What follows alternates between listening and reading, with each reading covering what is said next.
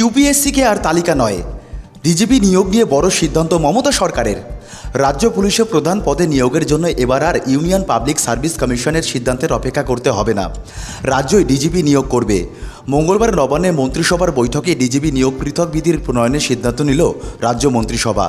নতুন বিধির অধীনে একটি কমিটি ডিজিপি নিয়োগের সিদ্ধান্ত নেবে। বর্তমানে রাজ্য পুলিশের ডিজি নিয়োগের ক্ষেত্রে সিনিয়র পুলিশ কর্তাদের নামের তালিকা পাঠাতে হয় ইউনিয়ন পাবলিক সার্ভিস কমিশনকে। সেই তালিকা যাচাইয়ের পর সেখান থেকে 3 জনের নাম প্রস্তাব করে ইউপিএসসি।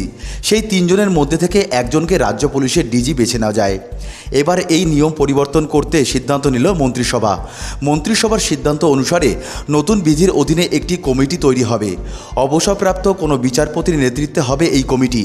সেখানে মুখ্য সচিব, স্বরাষ্ট্র সচিব সহ অনেকেরই থাকার কথা। নানা বিষয় খতিয়ে দেখে একটি প্যানেল তৈরি করবে সেই কমিটি। তা থেকেই রাজ্য পুলিশের ডিজি বেছে নেবে সরকার। সেক্ষেত্রে ইউপিএসসিকে আর তালিকা পাঠাতে হবে না। মন্ত্রিসভার এই সিদ্ধান্ত নিয়ে আইনজ্ঞদের একাংশ বলছে, ডিজিপি নিয়ে এই সিদ্ধান্তকে কতটা আইনত বৈধ তা নিয়ে প্রশ্ন উঠতে পারে।